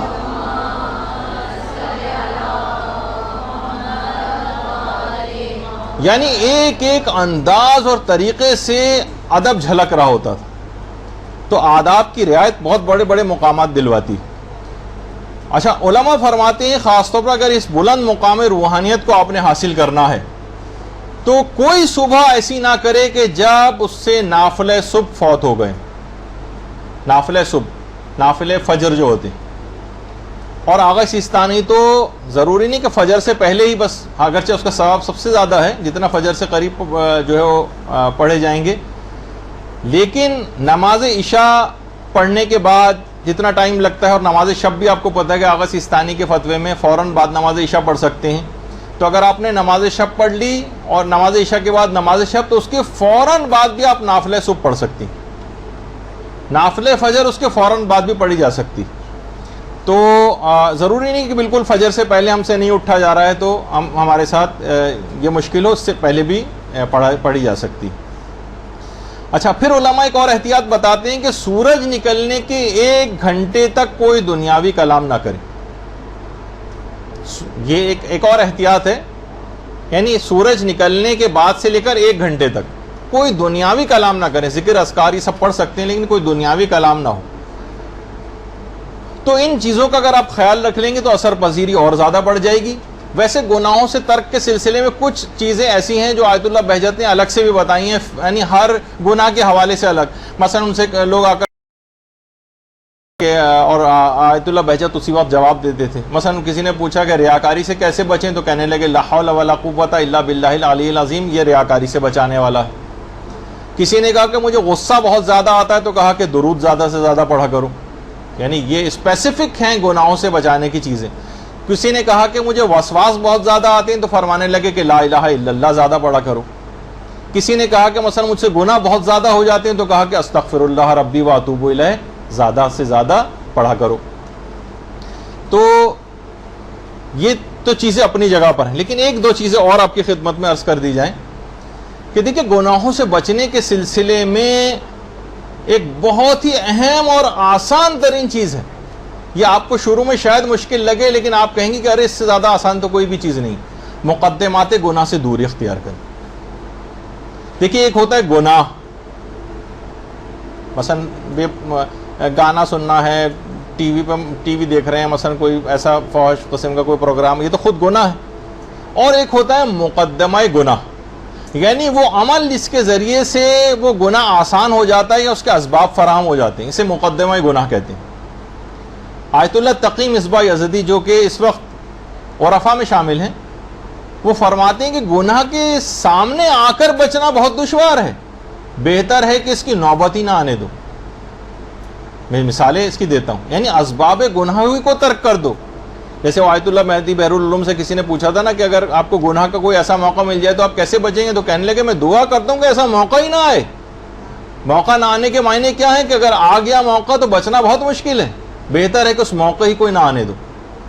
مثلا اگر ٹی وی کھول کر بیٹھی گئے ہیں سامنے تو نگاہیں بچانا بہت مشکل ہے. فحش مناظر چینل تبدیل کرنے کے دوران ہی نگاہوں میں آپ کی آ جائیں گے, اس سے کیسے بچ سکیں گے؟ یعنی ٹی وی پر نگاہ جما کر بیٹھنا, اس کے بعد پھر گناہ سے بچ جانا مشکل اور محال ہے, ٹی وی پر کے سامنے نہ بیٹھنا آسان ہے. آپ کہیں گے یہ تو کتنی مشکل اور ناممکن بات آپ نے بتا دی. دیکھیے ایسی چیزیں ہمارے اندر رائج ہو گئیں, یہ کوئی ایسی چیز نہیں تھی. کیوں یہ آپ اگر اس کے اندر پورا اس کی واقعی بیٹھیں کہ کس طرح سے ڈرامے اور یہ فحش چیزیں اور یہ اشتہارات اور یہ تمام چیزیں یا ٹاک شوز بھی اگر بالفرض اس کے اوپر آ رہے ہیں, وہ آپ کے وقت کو ضائع کر رہے ہیں, وہ خاص سازشی طور پر چیزیں پیش کی جاتی ہیں, لوگوں کے مائنڈ بنانے کے لیے پیش کی جاتی ہیں, اسپانسرڈ پروگرام ہوتے ہیں مختلف مثلا سیاست دانوں کے, ان کی پروموشن کے, اور یہ سب بیٹھ کے اپنا وقت ضائع کر رہے ہیں. کہہ رہے ٹی وی کھول کر سامنے بیٹھنا اور پھر اپنے آپ کو گناہ سے بچا لینا, اس کا مطلب ہے اپنے آپ کو گناہ میں تو ڈال دیا آپ نے, اور اس کے بعد اپنے آپ کو بچا لیں یہ مشکل ہے. ٹی وی کے سامنے نہ بیٹھنا آسان, کر کے دیکھ لیجئے آپ. فسق و فجور کی محفلوں میں یا اس قسم کی شادیوں میں جا کر کسی گناہ میں پڑے بغیر واپس آنا مشکل ہے, گناہ کی محفل میں نہ جانا زیادہ آسان. جو خاص طور پر ایسی جگہ کہ جہاں آپ کو پتہ ہے کہ واقعی وہاں پر کھلم کھلا حرام کام ہوں گے, آدمی پریشان ہوتا ہے میں کیا کروں کیا نہ کروں, کیسے جاؤں, کیا ہو, اپنے آپ کو کیسے بچا کے وہاں سے نکلوں گا, یہ الگ ایک موضوع, یہ الگ موضوع. اسی طرح سے کم عمری ہی میں ایک آدھ دفعہ بچے کی ضد نہ مان کر اس کا رونا دھونا سن لینا زیادہ آسان ہے, بنسبت اس کے کہ کم عمری ہی میں اس کو ایسے ہائی فائی قسم کے موبائل فون اس کو دلوا دیے جائیں, انہی موبائلوں کے اندر انٹرنیٹ کی سہولتیں موجود ہوں کہ ایسا ہی ہے جیسے اس کو تالاب میں دھکا بھی دے دیں بچے کو اور کہیں گے خبردار دیکھو بیٹا گیلے ہونے سے اپنے آپ کو بچانا. یہ تلقین کرنا انتہائی مشکل اور ناممکن ہے, البتہ ایسی چیزیں مہیا نہ کرنا زیادہ آسان. ایک آدھ دفعہ کا رونا دھونا برداشت, یعنی چھوٹی عمروں میں خاص طور پر. اب مجھے پتہ ہے کہ یہ ایسا موضوع ہے کہ لوگ کہیں گے کہ ناممکن ہے اور بچے اب اس قسم کے ہو گئے ہیں اور وغیرہ, جن پر جو ہاتھ سے نکل گیا معاملہ ان کے لیے کوئی اور طریقہ کار سوچیے. لیکن جو بچے ابھی کنٹرول میں ہیں, جو سامنے ہیں, ان کو ان چیزوں سے کسی حد تک دور رکھیں. کیا اگر کبھی دلوائیں بھی تو بہت سادہ سا کوئی دلوا دیں جس کے اندر انٹرنیٹ وغیرہ کی سہولت نہ ہو, جس میں گناہوں میں پڑھنے کے امکانات اس کے نہ ہوں. تو اب مجھے یہ نہیں پتا کہ کون سے اس میں سادہ اور کون سے ہائی فائی قسم کے ہوتے ہیں, میرے پاس تو خود ہی آثار قدیمہ والا موبائل فون ہے. خیر تو بہرحال تو اچھا, اسی طرح سے مثلا نامحرم سے ملاقاتیں کرنا اور ان سے بات چیت کرنا اور چیٹنگوں کے مسئلے جو ہے وہ بہت پوچھتے ہیں نوجوان, اور انٹرنیٹ پہ اور ہنسی مذاق کرنا نامحرموں سے, پھر اس کے بعد اپنے آپ کو گناہوں سے بچا کر لے جائیں, یہ محال اور ناممکن. البتہ ان سے بات نہ کرنا اور چیٹنگ نہ کرنا زیادہ آسان. جائیں گھسیں اور جناب بات چیت کریں اور ہنسی مذاق کریں اور گھلنا ملنا رکھیں اور جو ہے وہ چیٹنگ کریں, اس کے بعد اپنے آپ کو گناہوں سے بچانے کی سوچیں, یہ محال اور ناممکن. ہاں نہ کریں, اس طرف ہی نہ جائیں, یہ زیادہ آسان. اسی طریقے سے بہت سے سینما, آج کل لوگ بہت سے مسئلے پوچھتے ہیں کہ جناب فلاں سینما ہے اور وہاں اگر ہم جائیں وہاں پہ کوئی حرام بھی نہیں ہے اور صرف فیملیز آتی ہیں اور یہ اور وہ بہت ساری چیزیں. لیکن کیا ہے کہ اگر خوف حرام بھی ہے اس پہ بھی بہت ساری چیزیں دیکھیے حرام ہو جاتی. علماء فرماتے ہیں کہ دیکھیے حرام موسیقی سے بچنا جو چاہے گا اسے حلال موسیقی بھی ترک کرنا پڑتی, ورنہ بچ نہیں سکتے. تو آج جو مباح چیز دیکھنے جا رہا ہے کل وہ حرام چیز دیکھنے بھی جائے گا. اسی طریقے سے جو رات کو مثلا دیر تک سونے کا عادی ہو گیا, بس بیٹھے ہوئے بلا وجہ, آج کل لوگ ہر وقت ان کے ہاتھ میں اس قسم کے موبائل فون بھی رہنے لگے ہیں, تو جو زیادہ دیر تک جاگے گا بالآخر وہ اس کی نماز فجر بھی قضا ہوگی. دیکھیے مباحات بعد میں حرام کا پیش خیمہ بن جاتے ہیں. شروع میں ہو سکتا ہے کہ انسان سگریٹ پان چھالیا تمباکو وغیرہ کا مباحت کا عادی بنتا ہے, لیکن اس کے بعد پھر ہیروئن پینا زیادہ آسان ہو جاتا ہے. یعنی فضول نشے جو ہیں یہ بھی بالآخر یعنی چاہے وہ حرام کی حد تک نہ ہوں, لیکن بہرحال بتانے کا مقصد یہ کہ ایسا ان کا عادی بن جاتا ہے. یعنی ڈائریکٹ کوئی ہیروئن پینا نہیں شروع کرتا, پہلے سگریٹ پیتا پھر ہیروئن کی طرف جاتا ہے مثلا. اور یہی وجہ ہے کہ بہت سارے دیکھیے مباحات کے حوالے سے میں کیسی ضروری نہیں کہ اس پہ آپ عمل کریں. جیسے آیت اللہ مرشی نجفی کا میں نے ایک دفعہ واقعہ بھی پیش کیا تھا آپ کے سامنے کہ جب کیونکہ آیت اللہ مرشی کی اکثر ملاقاتیں ہوا کرتی تھیں امام زمانہ سے بھی, معصوم قوم سے بھی اور دیگر. اللہم صلی علی محمد و علی محمد.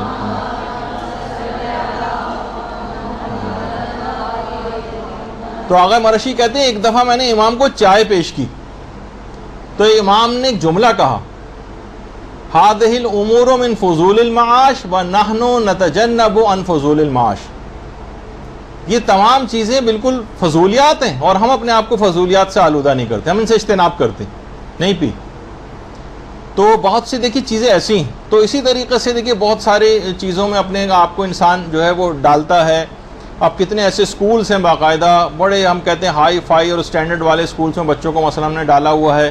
ہم بھی ظاہر اسی شہر میں رہتے ہیں اور ان چیزوں کے خلاف بھی نہیں اعلیٰ تعلیم حاصل کرنے کے, لیکن کتنا ہی نوجوان ایسے ہیں کہ ظاہر ہے کہ بس اچھے اسکول کا معیار ہے کہ جس اچھے اسکول کا معیار ظاہر پاکستان میں کیا ہوگا کہ فسق و فجور وہاں پہ زیادہ ہوگا, لڑکے اور لڑکیوں کے آزادانہ ایک دوسرے سے ملنا اور آمد و رفت ہوگی, حرام اور گناہ اور یہ تمام چیزیں ہوں گی اس کے اندر. لیکن کیا ہے کہ یہ تمام چیزیں اتنی خرابیاں لے کر آتی ہیں کہ وہاں بھیجنے کے بعد بچوں کو گناہوں سے بچانا کتنا مشکل اور ناممکن. نہ بھیجنا پھر بھی آسان ہو سکتا ہے کہ اس میں آپ مجھے بہت زیادہ ایکسٹریمسٹ سمجھیں اس بات میں, لیکن یہ کہ اگر اس کی عاقبت بخیر ہو رہی ہے اور کچھ دنیاوی نقصان ہو رہا ہے تو کچھ دنیاوی نقصان کو جیسے کہ علماء مثال پیش کرتے ہیں حضرت یوسف کی, گناہ کے مقابلے میں 14 سال کی قید اور روزانہ کوڑے لگتے تھے یا نہیں لگتے تھے, لیکن 14 سال کی قید کے باوجود جو انسان قید میں ہوتا ہے وہ دنیاوی ترقی سے رک جاتا ہے. لیکن انہوں نے گناہ کے مقابلے میں دنیاوی ترقی سے محرومی برداشت کر لی, لیکن جو ہے وہ اللہ کی راہ کے اوپر چلنا نہیں چھوڑا. تو بعض اوقات ہو سکتا ہے ہم یہ سمجھ رہے ہوتے ہیں کہ دنیاوی اعتبار سے پیچھے رہ جائیں گے اگر اس فاسق و فاجر ماحول والے اسکول کے اندر نہیں بھیجیں گے کیونکہ اس کا اسٹینڈرڈ بہت ہائی ہے. تو یہ بات یاد رکھ لیجئے کہ پھر اس کے بعد پھر یہاں تو اسٹینڈرڈ ہائی ہوگا لیکن وہاں پہ بالکل اسفل سافلین میں جانا پڑے گا جو ایک اخروی زندگی. تو بہرحال یہی وجہ ہے کہ خود آیت اللہ سیستانی بھی اپنی کتابوں میں یہی فرماتے ہیں استفتاءات میں کہ ہر ایسی جگہوں پہ جانا جہاں پر گناہ میں پڑنے کا احتمال ہو یا خوف فساد ہو جائز نہیں. یعنی مقدمتاً بھی حرام ہو سکتا ہے ایسے اسکولوں کے اندر بھیجنا یا ایسی جگہوں کے اوپر بھیجنا جو کہ آپ جو افراد ہیں وہ علماء سے ڈسکس کریں اس معاملے کو اور ایسا سرسری طور پر اس چیز کو نہ لیں. تو بہرحال دیکھیے کہ یہ 30 دن کا جو یہ پروگرام ہے یہ رمضان چھوڑنے کا, روزانہ ایک گناہ اس کے اندر آپ چھوڑتے ہوئے چلے جائیں کہ میں ہرگز روزانہ ایک دن مقرر کر لیں ایک گناہ کے لیے. اور علماء اس میں یہ بھی بات فرماتے ہیں کہ اور اس کے مقدمات بھی فراہم نہ ہو. کہتے ہیں کہ مثلا اگر غیبت کو آپ نے کسی دن کہا ہے کہ میں غیبت آج سے ترک کر رہی ہوں تو کہہ رہے ہیں اس دن خاص طور پر جس دن آپ نے عزم کیا ہے اس دن کسی کی بھی کوئی مذمت اور غیبت تو کرنی ہی نہیں ہے, لیکن اس کے باوجود بھی کسی چیز کی مذمت نہ کریں. مثلا آپ ٹریفک میں کہیں پھنس گئے, آپ ٹریفک کے نظام کو برا بھلا کہنا شروع نہیں کرو, زبان کو کنٹرول کرو. بجلی چلی گئی, بار بار بجلی جا رہی ہے اور آ رہی ہے, آپ کو کوفت ہو رہی ہے, آپ نے برا بھلا کہنا شروع کر دیا بجلی کے محکمے کو یا کسی اور کو, نہیں, اپنی زبان کو کنٹرول کر لو کیونکہ ابھی تم اس فیز میں ہو کہ کسی پر اعتراض نہیں کرنا, نہ حکومت پہ کوئی مثلا اس لحاظ سے اعتراض کے جو عام طور پہ انتظامی ٹائپ کے معاملات ہوتے ہیں. یعنی اپنے آپ کو فی الحال اپنی زبان کو کنٹرول کر کے رکھو, کسی کی مذمت اس پر ابھی نہیں آئے سوائے ظالمین وغیرہ کی مذمت کے, تو وہ عین عبادت ہے اور لعنت جو کی جاتی ہے ان کے اوپر وہ ایک الگ چیز ہے. لیکن اور کہتے ہیں کہ مسلسل 40 روز تک کسی پر بھی اعتراض نہ کرو. یعنی اگر کوئی ایک گناہ پکڑا ایسا تو 40 روز تک اس طرح سے کرنا ہے کہ کسی پر کوئی اعتراض نہ ہو. مثلا آپ کہیں گے نہیں میں کسی نامحرم پر نگاہ بلا ضرورت ڈالوں گی نہیں, بلا ضرورت جائز نگاہ بھی نہیں ڈالوں گی, تو اب کسی بھی اب مثلا کہیں میں ٹی وی دیکھوں گی نہیں, اب ٹی وی پر چاہے وہ سیاستدان آ رہے ہیں, بلکہ حتیٰ کہ علماء فرماتے ہیں فاسق و فاجر افراد کے چہرے پر بھی نگاہ نہ ڈالیں. اور پھر آپ دیکھیں کہ جب آپ اسباب گناہ کو بھی آپ ترک کر دیں گی, یعنی جو مقدمہ ہوتے ہیں گناہ کا, جب ٹی وی کی طرف نگاہ نہیں کریں گے سوائے کہ چلیں اب تو مثلا آپ کے لوگ کہیں گے ہم خبریں وغیرہ سنتے تو خبروں کے اندر وہ جس انداز کا لباس اور جو چیزیں پہن کر آئی ہوتی ہیں خواتین، تو کیسے آدمی جو ہے وہ مقدمہ گناہ بھی فراہم کر رکھے ہیں سارے، یعنی بیٹھ رہے ہیں اور اس کے بعد پھر اپنے آپ کو ایمان کو بچا رہے ہیں. نہیں، تو یہ غلط طریقہ کار ہے. اسباب گناہ کی طرف انسان نہ جائے. اور علماء یہ بات بھی بیان فرماتے ہیں کہ دیکھیے ترک گناہ کے سلسلے میں یہ بات ہے کہ مسلسل علم کو بڑھاتی رہی. جب آپ کو پتہ ہی نہیں ہوگا کہ کون سی چیز گناہ ہے اور کون سی چیز گناہ نہیں، اور یہ چیز فقط توضیح المسائل پڑھنے سے لوگ سمجھتے ہیں کہ بہت مشکل خوش کیا، یعنی توضیح المسائل سے مراد مجتہدین کے فتاوے ہیں، استفتاءات ہیں. ہر عمل سے پہلے اگر کسی کو یہ عادت ہو جائے کہ پتہ نہیں چیز جائز بھی ہے جائز نہیں، میں تو اپنے مرضی کے فتوے کے مطابق عمل کروں گی، تو اس کے معنی یہ ہے کہ اس میں یہ صلاحیت پیدا ہو رہی ہے کہ گناہوں سے بچے، یعنی اپنی معلومات بڑھائے. مثلا کوئی انویسٹمنٹ کرنے جا رہے ہیں، بینک اکاؤنٹ کھولنے جا رہے ہیں، کسی اسکیم میں پیسہ لگانے جا رہے ہیں، BC ڈالنے جا رہے ہیں، فلاں میں چیز میں خمس ہوگا یا نہیں ہوگا، فلاں چیز میں کیا مسئلہ ہوگا. جب یہ بار بار مسئلہ یا حکم خدا معلوم کرنے کی عادت پڑ جائے گی، پھر دیکھیے کہ کیسے آپ گناہوں سے بچتی. معلومات کو بڑھانے سے خود بخود جب گناہ پتہ چلیں گے تبھی تو آپ گناہوں سے بچیں گے، ورنہ لا علمی میں کتنے گناہ ہو جاتے ہیں. ارے یہ تو ہم کو پتہ ہی نہیں تھا کہ ایسا ہو گیا. جی ہاں، ہو گیا ایسا، بس اب ہمیں پتہ ہی نہیں تھا کہ حکومتی اسکیم میں مثلا بہت ساری اسکیمیں ایسی ہیں کہ جس میں 50% غریب کو دینا پڑتا ہے اور ہم پورا مال استعمال کرتے چلے گئے. اب وہ مال حرام ہمارے اندر گیا، اس کے الگ اثرات ہو رہے ہیں، مقروض الگ ہیں اس غریب کے، وہ مال بھی ہمارے لیے حلال نہیں تھا، ہم اس سے پتہ نہیں کون کون سے اپنے اخراجات بھی کر لیے ہیں، نماز کے کپڑے بھی سلوا لیے ہیں اور حج بھی اس سے کر کے آ گئے. وجہ نہیں، پتہ نہیں کیا کیا چیزیں، کتنی غلطیاں ہوتی چلی جاتی ہیں. یہی وجہ ہے کہ آیت اللہ خوش وقت دن کا بھی تھوڑی دیر پہلے تذکرہ بھی ہوا. یہ فرماتے تھے کہ ادھر ادھر مت دیکھو، بس توضیح المسائل اپنے مراجع کی اٹھاؤ اور اس کے مطابق عمل کرو. ہر عمل سے پہلے اپنے مجتہد کا فتویٰ معلوم کرو، پھر دیکھو کہ گناہوں کی گندگی کیسے ختم ہوتی. یہ بھی ایک طریقہ کار ہے. تو بہرحال کتنی ایسی چیزیں ہیں، جیسے مثلا کسی کا موت کا گھر ہو. اب وہ چھوٹا سا ایک مسئلہ بتا رہا ہوں کہ نہ پتہ ہونے کی وجہ سے غلطی ہو جاتی. اب دیکھیے اس ورثہ میں اگر ایک بھی نابالغ ہے تو اس کے مال میں تصرف جائز نہیں ہوتا ہے. اگر مثلا بالغ ورثہ نے اجازت بھی دے دی، مثلا ان کے گھر تعزیت کرنے کے لیے جا رہے ہیں، تو حد متعارف تک وہاں پر مثلا وہاں اگر جا رہے ہیں صوفے پر بیٹھ رہے ہیں تو صوفہ بھی تو استعمال آپ نے کیا. حتیٰ کہ ہمارے استاد محترم کہتے تھے گھنٹی اگر گھر کی جا کے بجا رہے ہیں تو یہ بھی اس کے مال میں تصرف ہوا.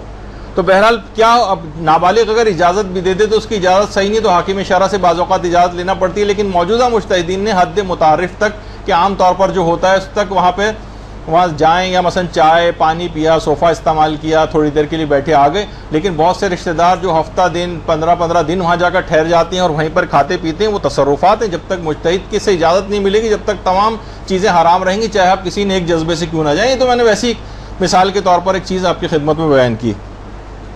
اچھا، اب اتنا وقت نہیں ہے، ورنہ میں اور اس کی بھی زلزلے کی مثال تھی اور چیزوں کی مثال تھی، لیکن اس سے اب وقت اتنا نہیں.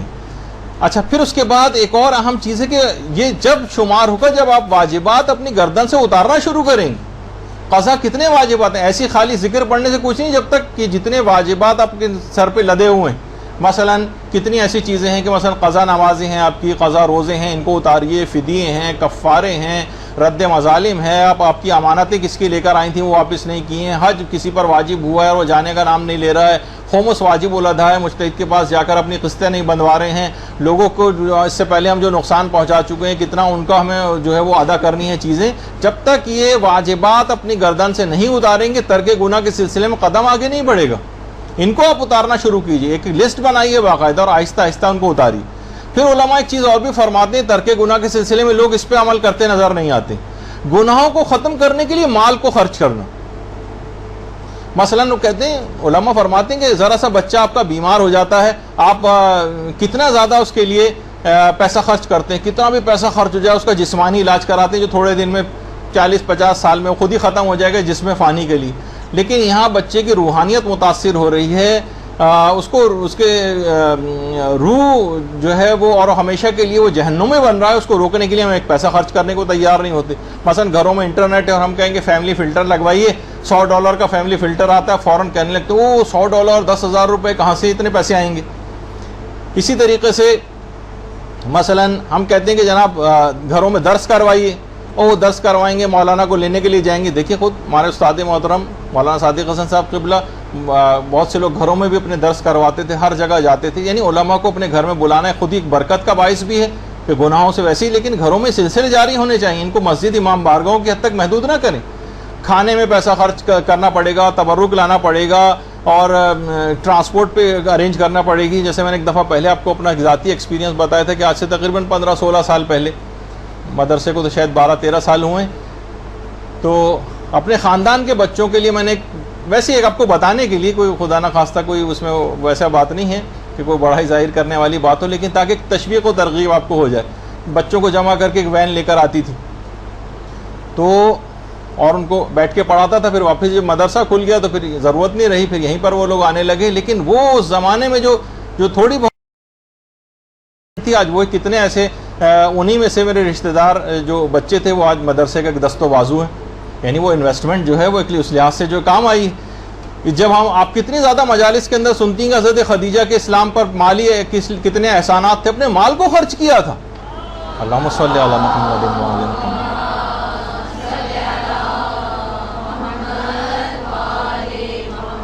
خود آگے بڑھ کر کوئی مال خرچ کرنے کو تیار نہیں. کتنی اب دیکھیے بہت سے سارے نوجوان شادیوں کی عمروں کو پہنچ گئے، والدین کہتے ہیں نہیں ابھی اور پڑھ لے، ابھی اسپیشلائز کر لے، اس کے بعد جاب پر لگ جائے اور اچھی جاب پر لگ جائے، پھر ہم اس کی شادی کریں گے. جب تک تو میں اس کا خرچہ بس تعلیم کے حد تک اٹھاتے ہیں، لیکن وہ شادی نہ ہونے سے جن گناہوں کے اندر پڑ رہا ہے اس میں والد جو ہے ایک دم سے ہاتھ اٹھا لیتا ہے، کہتا ہے نہیں یہ جب تک خود خرچہ نہیں اٹھائے گا میں اس کو نہیں دوں گا. یعنی جسمانی اس کے لیے تو تم پورا اپنے گھر بار اور خود کو بیچنے کو تیار ہو گئے تھے، لیکن جہاں اس کی روح کا معاملہ آیا وہاں پر پیسے خرچ کرنے کو تیار نہیں کہ بھائی اس کی جلد سے جلد اس کی شادی کرو، اس نوجوان لڑکے کی لڑکی کی. کہا کہ نہیں جناب ابھی تو پڑھ رہا ہے. جیسے وہ مشہور ہے نا، کہیں میں پڑھ رہا تھا کہ کسی خان صاحب کوئی کسی جگہ اپنے بیٹے کا رشتہ لے کے کسی کے گھر میں گئے. ظاہر ہے اس میں کوئی ویسی بات نہیں ہے کہ کسی قومیت پہ کوئی اعتراض ہو رہا، لیکن جو لطیفہ تھا تو انہوں نے کہا بھائی خان صاحب ابھی تو ہماری بیٹی پڑھ رہی ہے. کہنے لگا ٹھیک ہے کوئی بات نہیں، ہم 1 گھنٹے بعد آ جائے گا. تو مقصد یہ کہ پڑھائی کے معنی یہ نہیں ہے کہ وہ لامتناہی پڑھائی اور سال ہر سال بس پڑھتے چلے جا رہے ہیں اور شادی کی عمروں کو 10-10 15-15 20-20 سال ہو گئے ہیں، وہ کتنے گناہوں میں پڑ جاتے ہیں. تو بہرحال اس میں باپ خرچہ کرنے کو تیار نہیں ہوتا، کہتا ہے کہ بیٹے کی میری روحانیت متاثر ہوگی، میں اس کا خرچہ اٹھا لیتا ہوں، اس کی شادی کر دیتا ہوں، چند سال میں خود اپنے پاؤں پہ کھڑا ہو جائے. اسے تھوڑا سا سپورٹ پرووائڈ کر دے، نہیں اس وقت باپ ریجیڈ ہو جائے گا. یہ بہت بڑی غلطی ہوتی. اسی طریقے سے دینی ٹیوشنز لگوائی جا سکتی ہیں. کتنی ایسی چیزیں ہیں ہمارے خود مدرسۃ القائم میں، کتنے ہمارے جو اساتذہ ہیں ایسے کہ جو کہ مثلا اسکائپ پہ بھی پڑھا سکتے ہیں اور دیگر جو اس انداز سے خدمات جو ہیں وہ اپنے انجام دے بھی رہے ہیں. تو ان تک رجوع کیا جائے، ان کی ٹیوشنز لگائے جائیں علماء کی، وہ آپ کو پڑھائیں گے. اور جب نہیں آ سکتے تو اسکائپ کے ذریعے پڑھائی جا سکتی ہے. تو اسی طریقے سے اجتماعی کوششیں بھی بہت ضروری ہیں. دیکھیے ایک تو وہی ہے دروس منعقد کرنا، اور ایک ہے جناب جسے ہم نے ڈسٹینس لرننگ والا جو طریقہ کار رکھا ہے وہ یہ کہ کوئی نہیں آ سکتا تو گھر پہ بیٹھ کے پڑھ لے. اور اسی طریقے سے گناہوں کے ترک کے سلسلے میں دیندار گھرانے بھی آپس میں میل جول کو بڑھائیں، آپس میں مثلا شادیاں کریں جس سے دیندار افراد کی تعداد میں اضافہ ہو. خاندان کے بزرگ بڑے سر جوڑ کر بیٹھیں کہ کیسے ہم اپنی اولادوں کو بچائیں. کیونکہ دیکھیں انفرادی طور پر آپ ٹھیک ہو گئے، اپنے گھر کو صرف خالی ٹھیک کر لیا، اپنے بچوں پہ توجہ دے کے ٹھیک کر لیا، تو خالی یہ نہیں معاشرے کی فکر اگر آپ نے نہیں کی تو ان کی شادیاں کہاں کریں گے؟ کیا فاسق فاجر بے دین لاپرواہ لاؤبالی لڑکے لڑکیوں سے ان کی شادیاں کریں گے؟ اگر آپ نے اپنے آپ کو صرف بچا کے بیٹھ گئے اپنے گھر کو خالی، تو بالآخر آپ ایک بڑی مصیبت میں آئندہ گرفتار ہوں گے اگر معاشرے کی فکر نہیں کی کہ ان کی شادیاں بالآخر انہی دین سے لاپرواہ لوگوں کے ساتھ ہی ہونا، اس کے بعد جو کلیشز ان کے آپس میں ہوں گے. تو بہرحال اسی سلسلے میں مدارس اس سلسلے میں کام کرتے ہیں، اور ان مدارس سے جو ہے اپنا تعاون کرنا چاہیے. اور ہمیں کسی پیسوں کے حوالے سے ہمیشہ تعاون کرنے سے لوگوں کے دماغوں میں پیسہ آتا ہے نہیں، بس افراد کو یہاں پر بھیجیں، لوگ آئیں تعلیم حاصل کریں. مال کا اور اس کا پروردگار نے ذمہ لے ہوئے نیک کاموں کے لیے وہ کہیں سے خود اسباب فراہم کر دیتا ہے. افراد البتہ آپ کی ذمہ داری کہ اپنے اطراف میں جو ان کو لے کر آئیں، یہ گناہوں سے بچنے کے لیے ڈھال کا اور ایک قلعے کا کام کرتے ہیں مدارس. اور یہ کہ جو ہے مساجد کے اندر جو ہے وہ پروگرامز کریں، اس سے گناہ دور ہوتے ہیں، تاکہ زیادہ سے زیادہ لوگ ان جگہوں کے اوپر جائیں اور استفادہ ان سے کریں. اور 30 روز کی جو رمضان کے اس میں تو ضرور گناہوں سے بچنے کے مقرر کر، اس میں غیبت ایک دن قرار دے دیں، ایک دن جھوٹ کا قرار دے دیں، حرام مناظر سے بچنے کا، بے پردگی کا، اسراف کا، سوء ظنی کا، اور ریاکاری اور جہالت اور تجسس اور حرام مذاق اور بخل، کنجوسی اور غرور و تکبر، جو عبادات کے گناہ ہیں، جو حقوق الناس کے گناہ ہیں، قطع رحمی وغیرہ وغیرہ جتنے بھی گناہان ہیں، ان سے اپنے آپ کو بچانے کا ایک ایک دن مقرر کریں۔ اور یہ بات یاد رکھ لیجئے کہ گناہوں کو، پچھلے گناہوں کو بھی ختم کرنے والے کام کرنے جو ہماری کمر پہ لدے ہوئے ہیں، کیونکہ دیکھیے گناہ جو ہیں، ان الحسنات یذہبن السیئات، نیکیاں گناہوں کو کھا جاتی ہیں، مٹا کے رکھ دیتی ہیں۔ تو بہرحال بہت سارے ایسی چیزیں، اعمال انجام دینے پڑیں گے۔ استغفر اللہ کہنے سے گناہ محو ہوتے ہیں، درود پڑھنے سے گناہ محو ہوتے ہیں۔ اللہم صلی علی محمد و علی محمد۔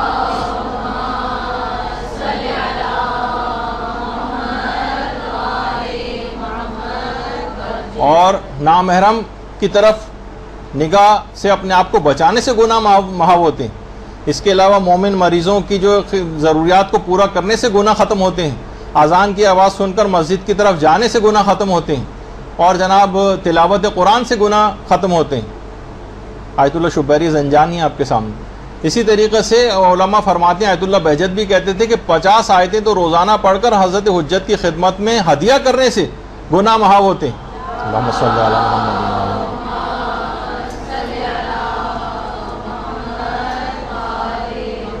اور بہت سارے ایسی دعائیں بھی ہیں، مثلا کفامی میں نے بلد الامین میں پیغمبر اسلام سے ایک دعا نقل کی جو عادت لکل حولین والی، آپ کو پرنٹڈ صورت میں بھی ہم مہیا کر دیں گے یہاں سے۔ تو انہوں نے فرمایا کہ 4000 کبیرہ گناہ فقط اس دعا کو پڑھنے سے جو ہے وہ ختم ہو جاتے ہیں۔ روزانہ پڑھنا شروع کریں، یہ بھی آپ کو انشاءاللہ دے دی جائے گی۔ اللہم صلی علی محمد۔ تو دیکھیے، اگر اپنے آپ کو گناہوں سے نہیں بچایا اور ایک پہاڑ اپنے سر کے اوپر رکھ کر لے کر گئے، تو اس کا لازمی نتیجہ یہ ہوگا کہ بہرحال اس کے بعد پھر آگ ہی آگ ہے، تباہی ہے۔ دونوں راستے آپ کے سامنے ہیں کہ کس جگہ پہ آپ کو جانا ہے۔ جو زندگی جتنی پروردگار نے لکھی ہو، اس سے زیادہ جو ہے آپ کو نہیں ملے گی، اور اس کا نتیجہ پھر یا تو برزخی عذابوں کی صورت میں اٹھانا پڑے گا۔ اور ہم یہ سوچتے ہیں کہ بعض اوقات دیکھیے جوانی میں توبہ کر لیں گے اور بڑھاپے میں توبہ کر لیں گے، کتنے بچے ایسے قبرستان بچوں سے بھرے ہوئے ہیں جو انتظار بھی نہیں ہوا اور بوڑھا ہونے کا اور وہ دنیا سے چلا گیا۔